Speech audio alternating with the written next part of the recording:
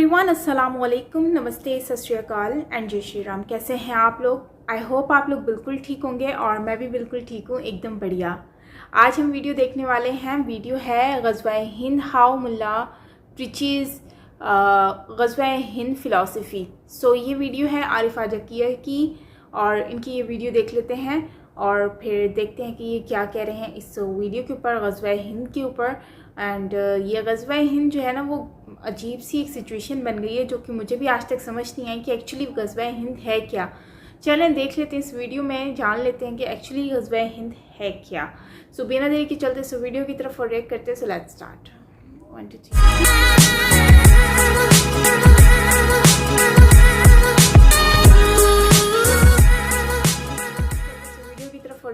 बड़ी तब्दीली आने वाली है। इस्लामाबाद के अंदर बड़ी तब्दीली आने वाली है, बहुत बड़ी तब्दीली आने वाली है। इस्लामाबाद के अवानों के अंदर बड़ी तब्दीली आने वाली है, बड़ी तब्दीली। आमीन के हैं, आमीन के हैं, आमीन के हैं। और दूसरी जो बात आपको मैं बता रहा हूँ, यहाँ पीछे है, इधर पीछे लिखा हुआ है, भारत से भूत निकल जाएंगे, भारत से भूत निकल जाएंगे। एक भूत नहीं रहेगा, एक भूत बार तकरीबन 4-5 साल से मैं आपको कह रहा हूँ, भारत के अंदर एक भूत नहीं रहेगा, एक मंदिर नहीं रहेगा, एक हिंदू नहीं रहेगा। ये 5 साल से मैं आपको कह रहा हूँ, मैं खुद मशहूरी नहीं कर रहा। मैं आपको एक बात बताता हूँ, उसकी बुनियादी वजह क्या है। अभी कोरोना आया हुआ है, इनको ये क्या कर रहे हैं, मुसलमानों के पास जाकर माफिया मांगते हैं। हर मुसलमान इनके लिए मय्यदीन अजमेरी बने हुए हैं।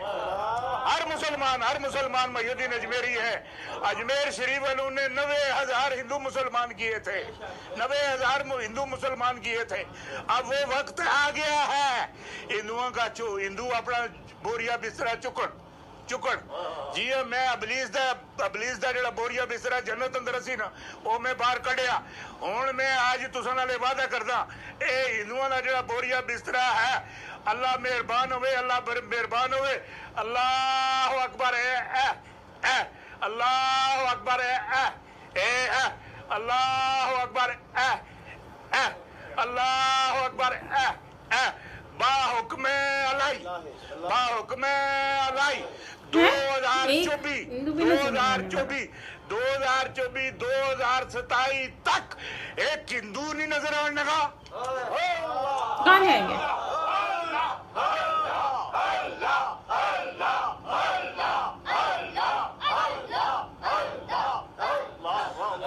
एक हिंदू नहीं नजर आने का है, एक मंदिर नहीं नजर आने का, एक मंदिर नहीं नजर आने का, एक हिंदू नहीं नजर आने का, एक बुत नहीं नजर आने का।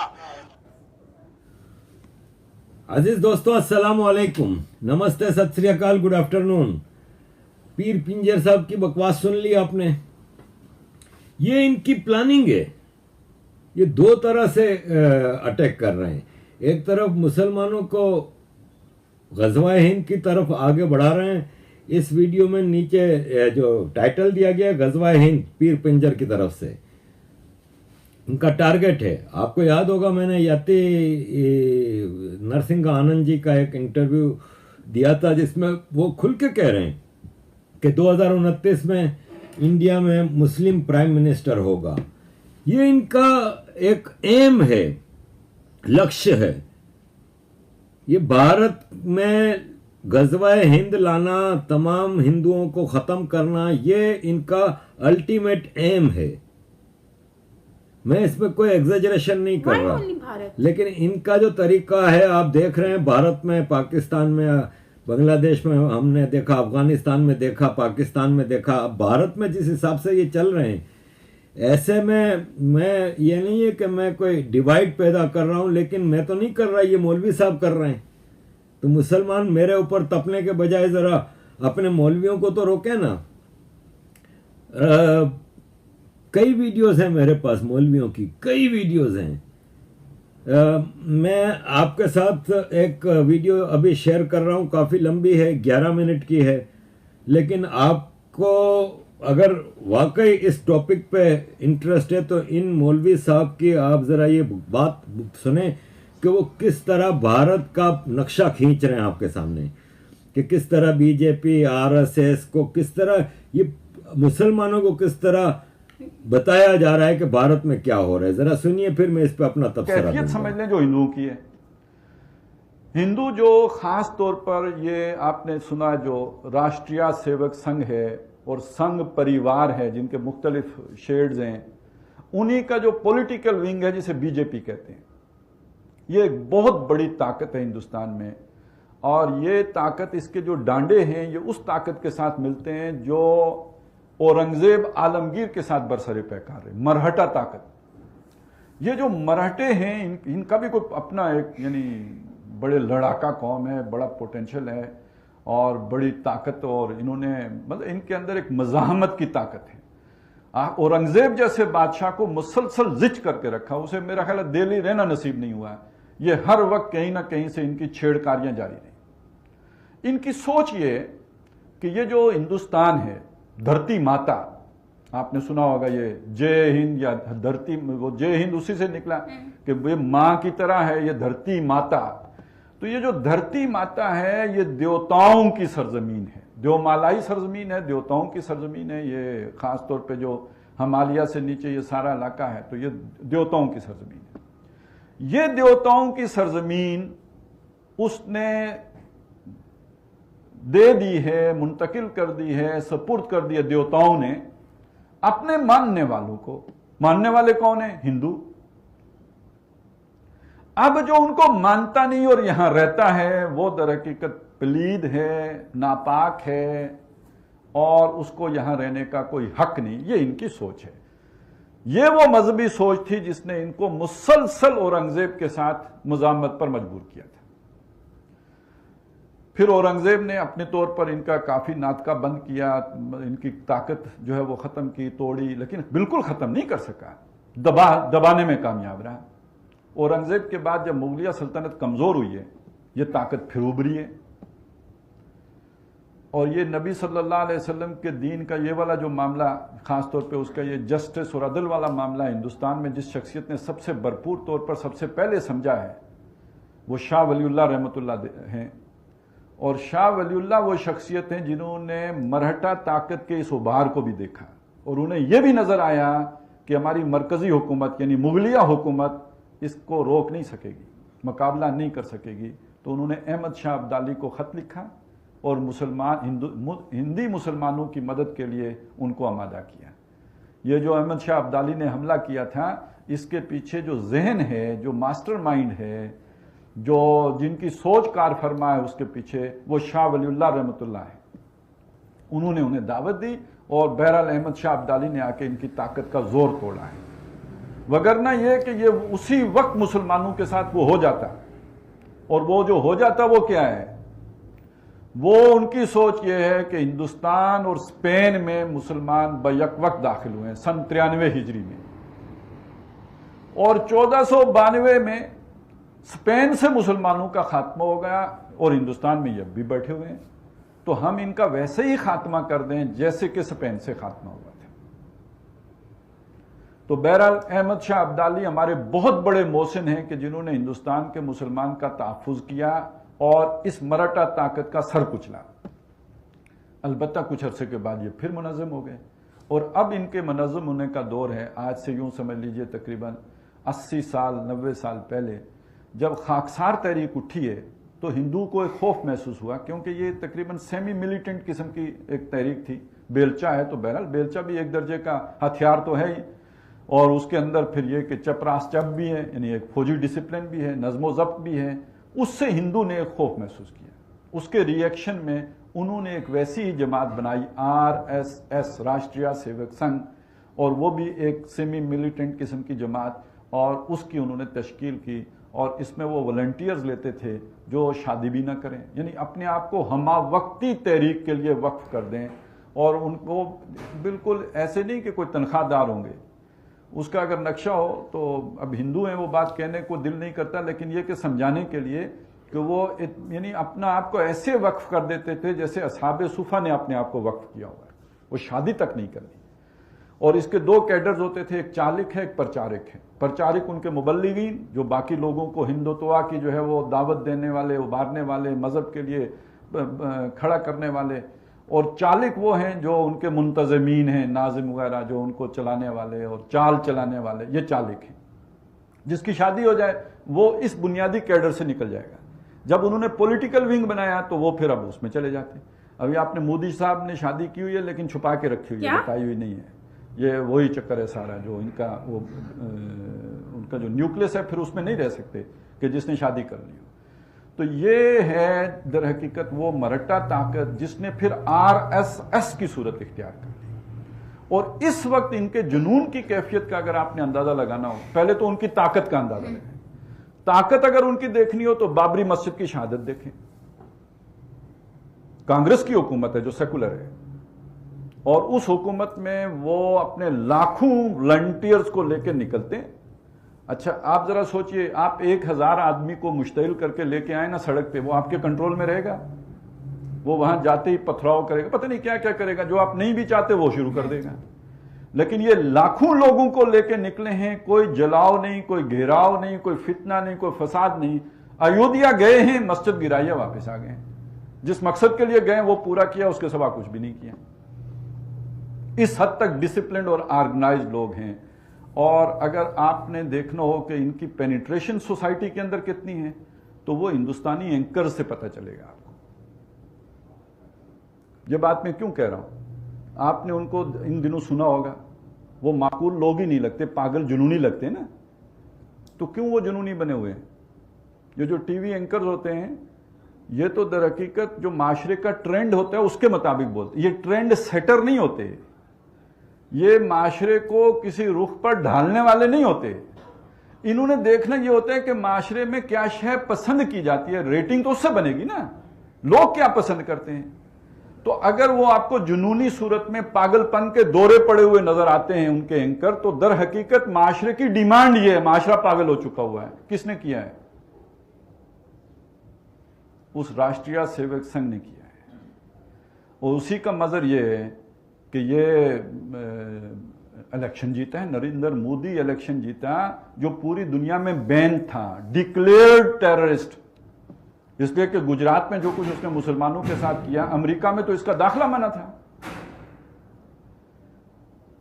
तो इसके बावजूद वो उसको उन्होंने इलेक्शन जिता दिया। और अब इनका जरा तस्वुर ज़हन में लाएं। मैंने आपको बताया इनकी सोच क्या है। इनकी सोच ये है कि ये पूरी धरती माता किसके लिए है? हिंदू, सिर्फ हिंदू के लिए। लिहाजा शुरू में इनका नारा था, आज से कुछ अर्सा पहले, कि मुसलमान के 2 स्थान, कब्रिस्तान या पाकिस्तान, या तो पाकिस्तान चले जाओ या कब्रिस्तान जाने के लिए तैयार हो जाओ। और उसकी एक झलक उन्होंने गुजरात में दिखा दी थी। लेकिन उनका अल्टीमेट एम क्या है? पाकिस्तान को भी खत्म करके, जैसे स्पेन से मुसलमानों का खात्मा किया गया, पूरी धरती माता को इस नापाक वजूद से पाक कर दिया जाए। यह उनका अल्टीमेट गोल है। लेकिन पहले मरहले में वो क्या करने जा रहे हैं?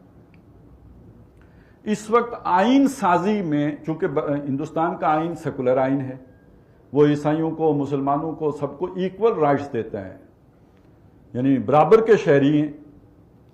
ये चीज वो उस कम्युनिटी को जो ये समझती है कि ये धरती है ही हमारी और किसी का हक ही नहीं है यहां पे रहना, वो अपने आइन के अंदर इस शय को गवारा कर सकते हैं। लिहाजा उन्होंने कभी अपने इस आइन को नहीं माना है। गांधी जी को कत्ल करने वाला इस तंजीम का एक फर्दा है, उसने कत्ल किया है। उसे बड़ी नाराजगी थी कि गांधी ने यह चीज की क्यों है, मुसलमानों को ये हुकूक क्यों दे दिए, इसलिए कत्ल करा दिया।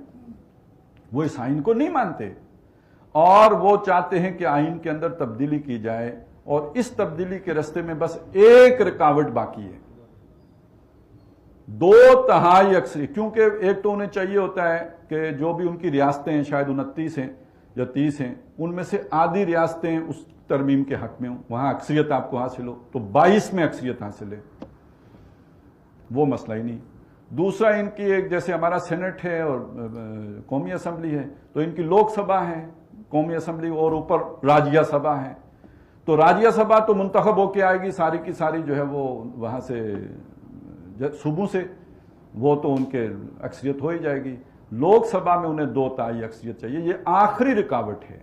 जिस दिन ये रुकावट दूर हो गई तो पता है उन्होंने पहला कानून क्या बनाना है, इस हिंदुस्तान के शहरी सिर्फ और सिर्फ हिंदू हैं। जिसका मतलब क्या है, सारे नॉन हिंदू, क्या मुस्लिम, क्या क्रिश्चियन, क्या बुद्ध, जो भी हैं बाकी सारे, वो हिंदुस्तान के शहरी ही नहीं रहेंगे। जब वो शहरी ही नहीं रहेंगे तो वो कोई शय पोजेस करने का हक नहीं रखेंगे। आप जमीन के मालिक किसी मुल्क में कब बन सकते हैं, जब आप उस जमीन उस मुल्क के शहरी हों। आपका राइट टू लिव, जिंदा रहने का हक तब तक है मोतबर जब आप उस मुल्क के शहरी हो। आप शहरी ही नहीं रहे तो उसके बाद दर हकीकत आप उस मुल्क में गुलाम की हैसियत से तो रह सकते हैं। और गुलाम बहरहाल वो आका की मर्जी होती है जिंदा रखे या मार दे, वो आका की मर्जी होती है कि उसे कहीं कैंपों में रखे या ये कि सड़कों पे छोड़ दे। वो तो फिर आका पे डिपेंडेंट है। वो शहरी रहेंगे नहीं, और जब शहरी नहीं रहेंगे तो ना उनकी अमलाक होंगी। बिल्कुल गुलाम वाला स्टेटस जो अरब में था। और ये आपको लगेगा कि बड़ी ख्याली सी बात है, लेकिन जरा आप बर्मा का तो सफर करके देखें, वहां मुसलमानों के साथ ये हो चुका है। उनके शहरी हुकूक साकित किए जा चुके हैं और वो खबरें आप पढ़ चुके हैं जो कुछ बर्मा में हुआ, और उसके पीछे यही ज़हनियत है। और यहां आके अब जो जोड़ जुड़ता है, अब आप देखें कितना बढ़ चढ़ के झूठ का पलंदा। हालांकि भारत में जिस दिन अगर हिंदू इस सोच पे आ गए ना तो मुसलमान को पनाह नहीं मिलेगी। लेकिन बदकिस्मती भारत की ये है कि भारत में हिंदू अभी तक जागा नहीं है। जिस दिन जाग गया ना उस दिन इनको आटे दाल का भाव पता चल जाएगा। जोदुनाथ सरकार जी फरमाते हैं कि the Hindus are so divided and so foolishly selfish that their majority does not count in actual politics. मसला यही है, जिस दिन हिंदू यूनाइटेड हो गया, जिस दिन हिंदू जाग गया अपने धर्म की रक्षा के लिए, उस दिन बड़ा मसला हो जाएगा मुसलमानों के लिए। अब भी इनके पास वक्त है कि ये सुधर जाएं तो बेहतर है। ये फरमाते हैं कि मोदी जी ने शादी छुप के की हुई है, छुप के बीवी रखी हुई है। मतलब झूठ का अंबार, और मुसलमान इस पे आंखें बंद करके बिलीव करता है, चाहे वो भारत का मुसलमान है कि चाहे पाकिस्तान, बांग्लादेश, अफगानिस्तान का मुसलमान है। ये फरमाते हैं कि मराठा टेररिस्ट है जो कि इंडिजीनियस इंडियन है। अहमद शाह अब्दाली हीरो था जिसने आके खाली हिंदुओं का नहीं मुसलमानों का भी कत्लेआम किया था, मुसलमान लड़कियों को भी उठा के ले गया था। ये इतिहास है, ये आपके सामने रखा जाएगा कि मुगलों का भी इसने जो हाल किया था, मुगल बादशाह का, जब अहमद शाह अब्दाली आया था, इसने दिल्ली फतह करके मुगल बादशाह का क्या हाल किया था, ये सब इतिहास में मौजूद है। वो मुसलमान थे, लेकिन हमें ये पढ़ाया जा रहा है कि वो हीरो था, इन्वेडर, एक दहशतगर्द कातिल। और यहाँ के जो मराठा, जो इंडिजीनियस ओरिजिनल हिंदू पावर थी, और ये कह रहे हैं वही आज आरएसएस है। फिर ये बाबरी मस्जिद का हवाला देते हैं कि कांग्रेस की तो हुकूमत सेक्युलर थी। कांग्रेस इनके लिए बहुत अच्छी रही है हमेशा से। अच्छा, कांग्रेस को पसंद कांग्रेस की हुकूमत में यही रूल करते रहे। जैसे बंगाल में बंगाल में ममता जी की पावर मुस्लिम वोटर है और उन्हीं के आधार पर ये सारा काम करती हैं। यही कांग्रेस करती आई है। ये कह रहे हैं अगर 1000 आदमी को भी आप सड़कों पर बुलाएंगे तो उनको कंट्रोल नहीं कर सकते। ये कैसे? भाई साहब, बाबरी मस्जिद का केस क्लियर है और अभी बाकी मस्जिदों का भी मसला हल होना है। ये हिंदुओं को सोचना है कि अब हम कब इस जो भारत पे इनका जो प्लान है और जिस तरह ये मलाइन कर रहे हैं, और उसमें ये राणा अयूब टाइप के और कुछ आपके हिंदू जो रोल अदा कर रहे हैं, ये मूर्ख हैं। मूर्ख। इनका इस्लाम से, राणा अयूब टाइप के लोगों का इस्लाम से कोई ताल्लुक नहीं। ये पॉलिटिकल एजेंडे पे काम करते हैं। आज यूरोपियन पार्लियामेंट में एक आयरिश मेंबर ऑफ पार्लियामेंट ने मोदी जी के खिलाफ खूब बकवास की और उसने कहा कि भारत का ह्यूमन राइट्स रिकॉर्ड तो चाइना के ह्यूमन राइट रिकॉर्ड से भी खराब है। मेरी ख्वाहिश होगी कि वो आयरिश मेंबर जरा जाके चाइनीज कंसंट्रेशन कैंप का दौरा करें ना, तो इनको पता चल जाएगा। ये सब एक इंटरनेशनल लेफ्ट का एजेंडा है। ये आयरिश मेंबर ग्रीन पार्टी का है, यूरोपियन पार्लियामेंट की ग्रीन पार्टी का मेंबर है। मैंने बड़ा यूरोपियन पार्लियामेंट के मेंबरान के साथ काम किया है। ये ग्रीन पार्टी एक एक्सट्रीमिस्ट रेसिस्ट पार्टी है। ये मोदी को रेसिस्ट कहता है, ये खुद सबसे बड़े रेसिस्ट हैं। मैं इनको इन आयरिश मेंबर ऑफ पार्लियामेंट में भी एक पैट्रिशिया मैकेन्ना होती थी, यूरोपियन पार्लियामेंट की मेंबर, आयरिश ग्रीन पार्टी से, इसी सोच की थी। ये चाइना के ह्यूमन राइट्स रिकॉर्ड को अच्छा कह रहा है। मैं वो वीडियो आपके साथ शेयर नहीं करना चाह रहा क्योंकि फिर वीडियो बहुत लंबी हो जाती है।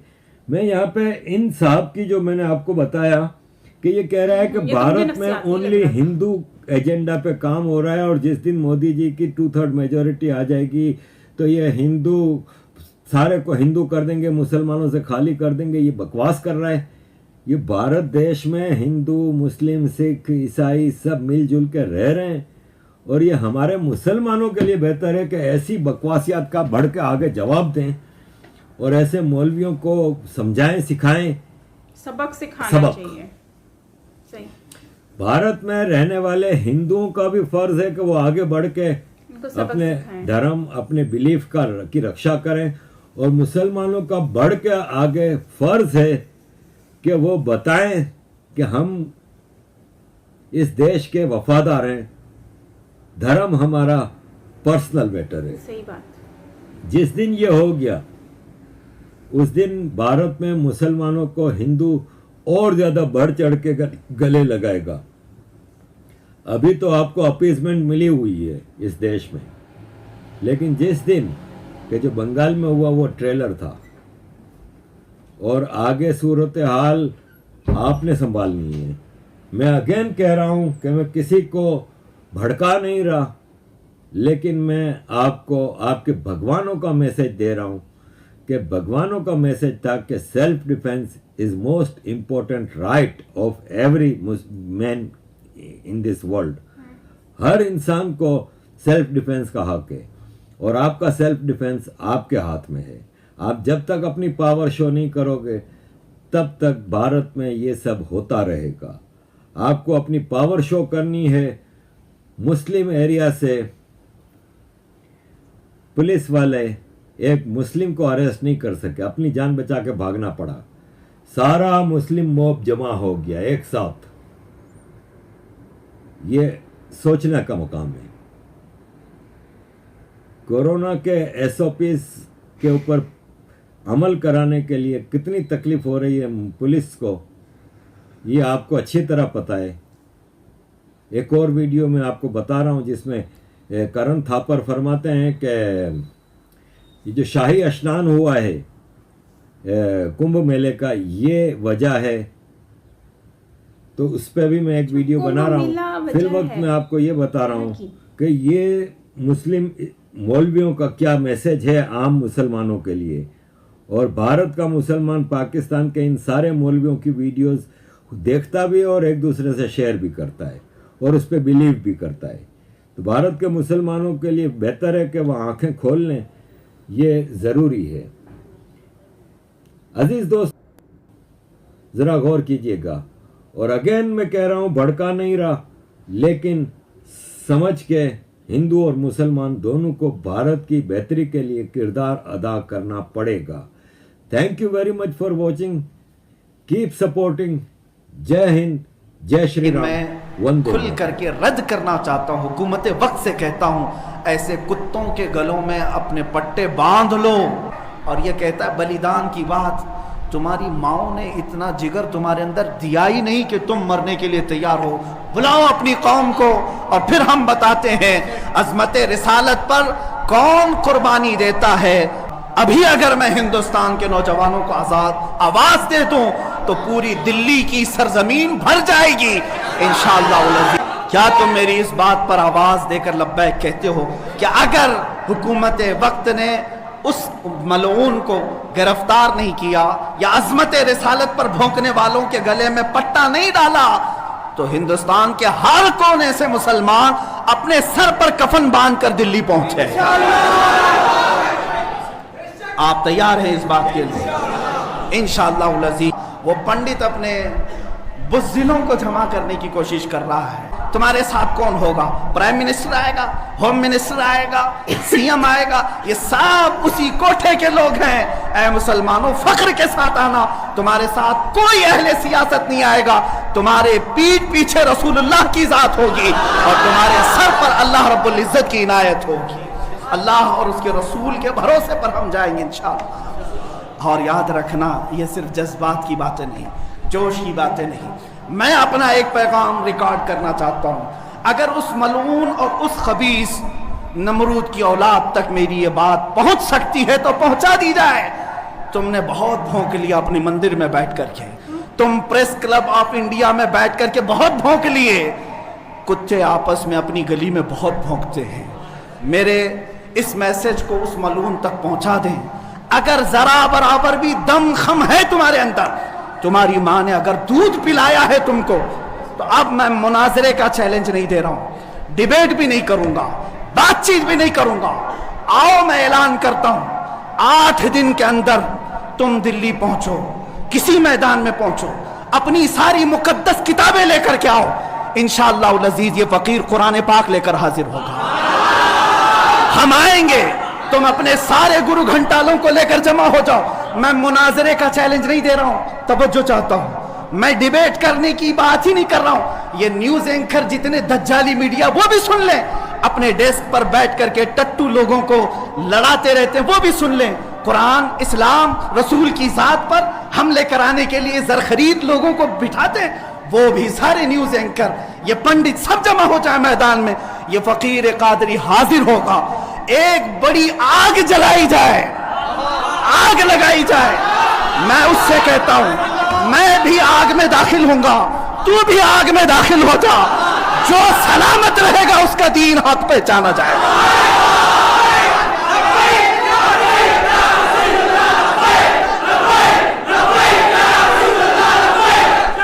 मुझे ये यकीन है कि इसका कोई जवाब नहीं आएगा, इसका जवाब नहीं आएगा।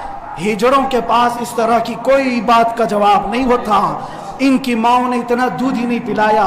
ये जरखरी अपने इलाके में बैठ करके भौंक तो सकते हैं, लेकिन आओ मुबाहिले की मैं दावत दे रहा हूं।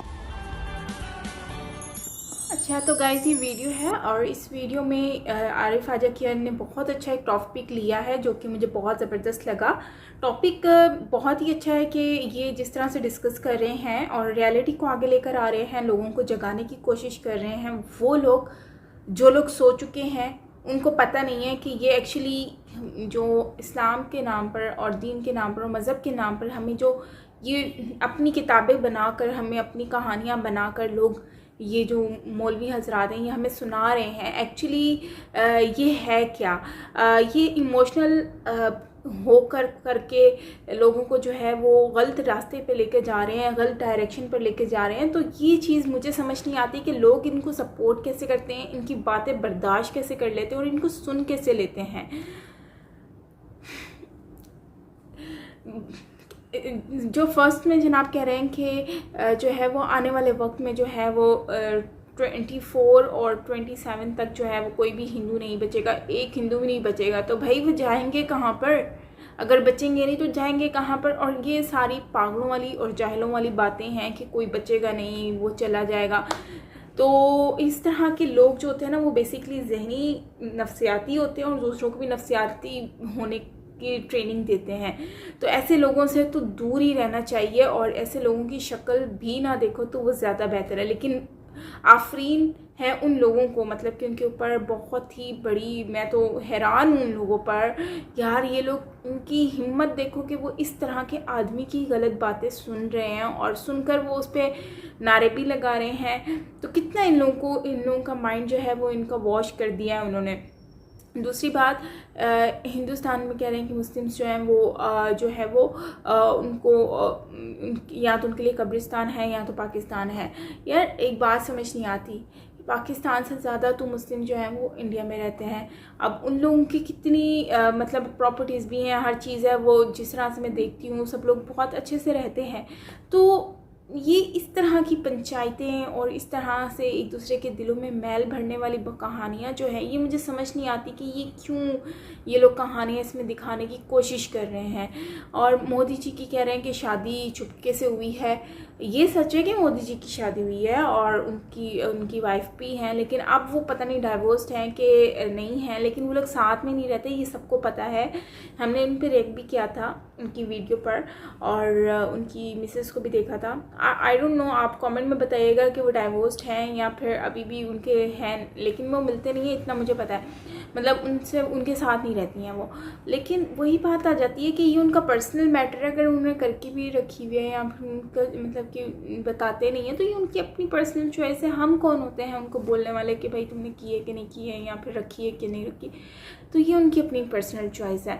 बाकी लेकिन इनकी मुझे सेकंड वाला जो मौलवी है उसकी मुझे सोच पे मतलब कि हो रहा है कि ये बुतों को तोड़ने पे लगे हुए हैं और यहाँ पर जो है वो मस्जिद की बात कर रहे हैं। तो ठीक है, मस्जिद को अगर उन्होंने अपनी जगह वापस ली है तो वो एक हक से ली है, अपना कानूनी तौर पे ली है। इसमें इन लोगों को क्या मसला हो रहा है? आप जब तुम ज़बरदस्ती किसी चीज़ पर कब्ज़ा करोगे तो फिर वो वापसी तो होगी, आज नहीं तो कल नहीं तो परसों, कभी ना कभी तो कब्ज़ा होगा उसका। सो इसको तो तुम समझो, एक्सेप्ट करो हर चीज़। लेकिन वही बात है ना कि ये लोग समझते नहीं हैं, एक्सेप्ट करने से कासिर हैं। लेकिन ये लोग चाहते हैं कि बस पूरी दुनिया में सिर्फ इनका राज हो और कोई रहे ही ना। और अच्छा, सबसे बड़ी बात ये है कि ये हिंदुओं के ही हाथ धोकर पीछे पड़े हुए हैं और किसी के पीछे हाथ नहीं धो के पड़े हुए। और कहते हैं कि चाइना जो है वो सबसे चाइना से ज़्यादा तो भारत जो है वो ह्यूमैनिटी के लिहाज से बुरा है। तो ऐसा तो कुछ है नहीं कि हम बोलें कि नहीं वो सही बोल रहे हैं, क्योंकि देखो चाइना में तो इधर में अगर आप देखें तो वहाँ पे मुस्लिम्स के साथ कितना जुल्म हो रहा है। उनके तो अपनी मर्ज़ी के वो कपड़े भी नहीं पहन सकते, अगर पहनते हैं तो उनके कपड़े काट दिए जाते हैं और उनको मतलब कि आज़ादी नहीं है। लेकिन यहाँ के तो मुसलमान जो है वो आज़ादी से जी रहे हैं, जो करना चाहते हैं वो करते भी हैं। उनके लिए स्पेशली मस्जिद का एक इतनी मस्जिद बड़ी बनाने की वो मतलब कि ज़मीन दे दी है और बहुत ही खूबसूरत नक्शा भी तैयार हो गया है। सिर्फ ये है कि उनको अपने मंदिर की जगह चाहिए थी जो कि उनकी पवित्र जगह है। और अगर हम बात करते हैं कि पाकिस्तान, ये देखो पाकिस्तान में भी तो फिर बुत थे, पाकिस्तान में भी तो इतने पुराने मंदिर हैं, पाकिस्तान में भी तो राज था सनातन धर्म का। लेकिन फ़र्क क्या है कि अब वो पाकिस्तान बन गया तो इसलिए वो पाक हो गया है, भारत जो है वो नापाक है। तो ये एक मेंटालिटी की बात है, जो कि इनकी मेंटालिटी को हम जितना भी समझने की कोशिश करें ना तो हम समझ नहीं सकते। लेकिन वो ज़रूर समझ जाएंगे जो इनकी सोबत में रहे हैं। एनीवेज़ मुझे तो ये बड़ी जाहिलाना हरकतें लगती हैं, इस तरह की बातें जो लोग करते हैं बहुत ही फारिग तरीन बातें लगती हैं। एंड आई होप कि इन लोगों को भी कोई लगाम लगा सके इनकी ज़ुबानों पर और इनको सबक सिखा सके कि तुम लोग पढ़ा क्या रहे हो, सिखा क्या रहे हो लोगों को, और क्या तो अपने हक़ के लिए बात करनी चाहिए उन सबको और सबको बताना चाहिए कि आप लोग कैसे रह रहे हो, सबको पता चलना चाहिए। वरना इस तरह के लोग फ़ायदा उठा के ले जाएंगे और वो बदनाम करने की कोशिश करेंगे, जो कि ऑलरेडी वो लोग कर रहे हैं, लेकिन उनको इस मिशन में कामयाब नहीं होने देना। सो खैर ये थी हमारी आज की वीडियो गाइस। आई होप कि आपको अच्छी लगी होगी। अच्छी लगी हो तो प्लीज़ लाइक कीजिएगा और don't forget to subscribe my channel और बेल आइकन पे ऑल नोटिफिकेशन को प्रेस कर दें ताकि सारी वीडियोस आपको मिलती रहें। सो मिलते हैं नेक्स्ट वीडियो के साथ, तब तक के लिए अपना बहुत सारा ख्याल रखिएगा। मैं हूं साइमा, बाय।